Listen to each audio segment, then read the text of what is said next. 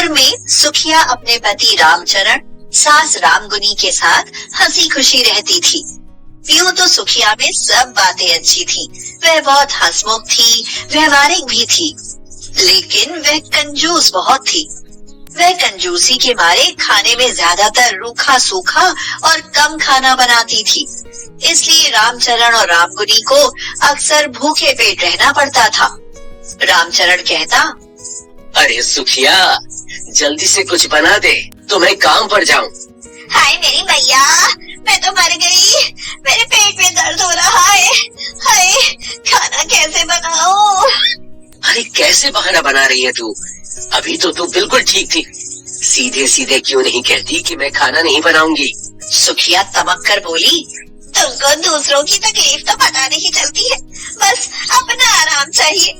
ऐसा है कि कोई नौकर ढूंढ लो। हाँ ठीक है, अब मैं देखता हूँ, जैसे ही कोई नौकर मिल जाए मैं ढूंढ कर ले आऊंगा। ऐसा कहकर वह बिना खाए ही ड्यूटी पर चला गया। अब रामगुनी भी बेचारी भूखी ही रही, क्योंकि वह इतनी कमजोर थी कि बना नहीं सकती थी। उसके जाने के बाद सुखिया बोली, चलो अच्छा हुआ, एक टाइम का खर्चा बचा, मैं पड़ोस में दावत खाकर आती हूँ। हाँ, वह अपने लिए कंजूसी नहीं करती थी और खूब छक कर खाती थी। बहुत दिनों से उसके पति रामचरण का मन हलवा खाने का था। जैसे ही सवेरा हुआ, रामचरण चिल्लाया, अरे सुखिया, बड़े जोर की भूख लगी है, जल्दी से कुछ अच्छा सा नाश्ता बना दे, ना हो तो हलवा ही बना दे। सुखिया ने मन ही मन कहा, बहुत दिनों से हलवा खाने का तो मेरा भी मन हो रहा है, लेकिन ज्यादा खर्चा हो जाएगा, इस कारण मैं बना ही नहीं पा रही हूँ। अब ऐसा करती हूँ कि अपने लिए तो अच्छा सा हलवा बनाकर अलग से रख लेती हूँ और बाकी सबके लिए आटे का बना देती हूँ। सुखिया ने 2 तरह का हलवा बनाया। अपने लिए घी डालकर अच्छा सा और खूब मेवा डालकर हलवा बनाया और चुपके से अंदर सबसे छिपाकर रखाई। वह मन ही मन में बोली, जब घर में कोई नहीं होगा तब चुपके से मैं ये हलवा खाऊंगी। फिर सुखिया दूसरी तरह का हलवा बनाकर रामचरण को दे गई। जैसे ही रामचरण ने हलवे को चखा, उसके तो मुंह का जायका ही खराब हो गया। वह गुस्से से बोला,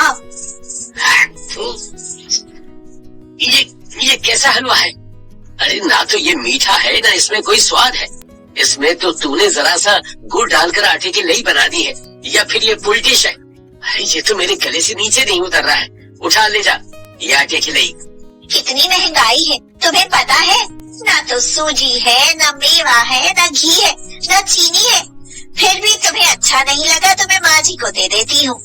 रामगुनी तो भूखी थी, इसलिए वह इतना बेकार हलवा भी खा गई। रामचरण हनुमान जी का पक्का भक्त था।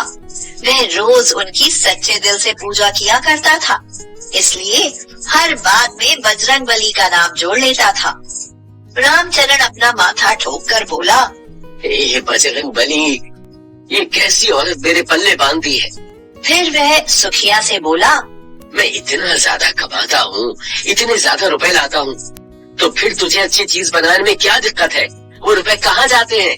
मैं आगे भविष्य के लिए बचत करती हूँ, हाथ में 4 पैसे भी तो होने चाहिए, क्या पता कब जरूरत पड़ जाए। अरे तो इतनी बचत करने की क्या जरूरत है? सुखिया रामचरण को समझाते हुए बोली, तुम्हारी सेहत के लिए यही अच्छा है। सुना है कि ज्यादा मीठा खाने और ज्यादा चिकनाई खाने से दिल की बीमारियां बन जाती हैं, और मैं तुमको कोई बीमारी नहीं दे सकती। हाँ। रामचरण सुखिया की चालाकी और कंजूसी के सामने नतमस्तक हो गया, लेकिन वह बहुत उदास हो गया।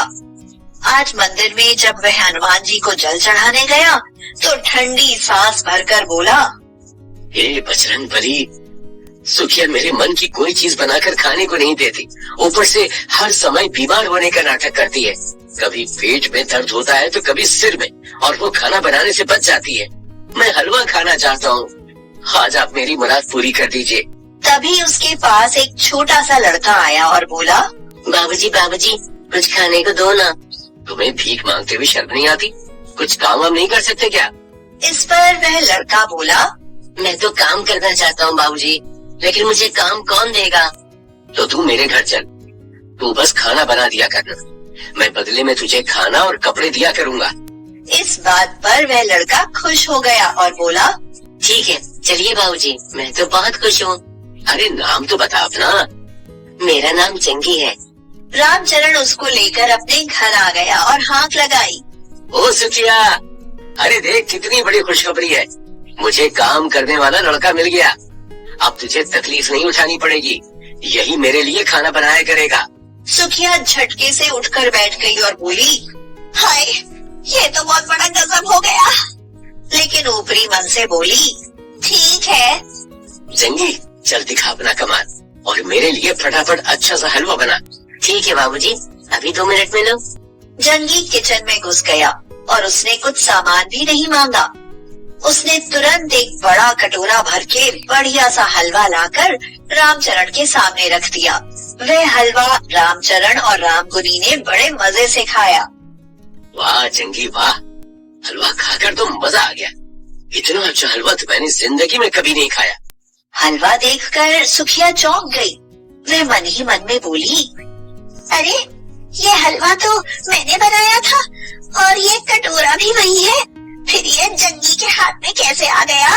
मैं तो अभी कमरे में भी नहीं गया। अब सुखिया अपना छुपाया हुआ हलवा लेने गई तो देखा कि वह गायब था।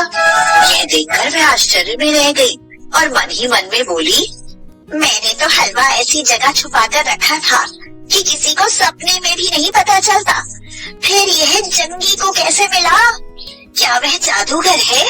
रामचरण अपने काम पर चला गया। रामगुनी पड़ोस में चली गई।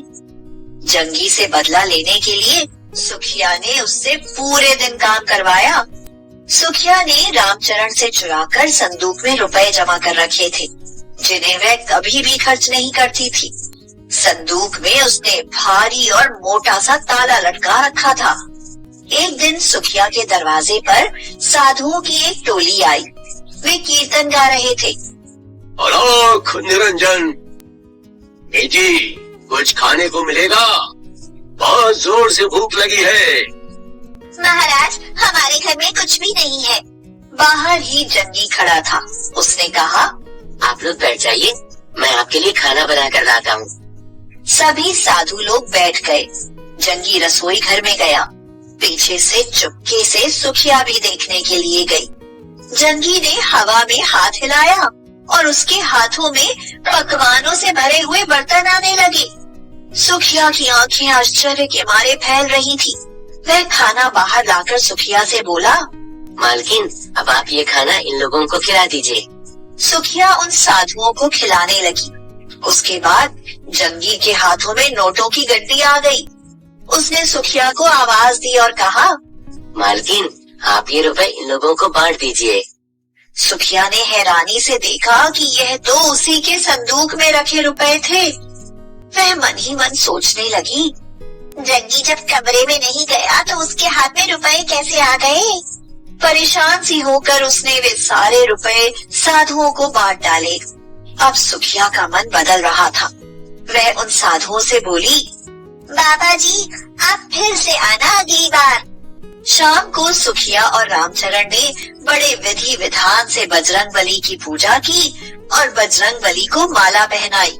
तो सुखिया देखकर हैरान रह गई कि वह माला जंगी के गले में पड़ गई। सुखिया और रामचरण जंगी के पैरों पर गिर पड़े। सुखिया बोली, बजरंगबली, हम आपको पहचान गए।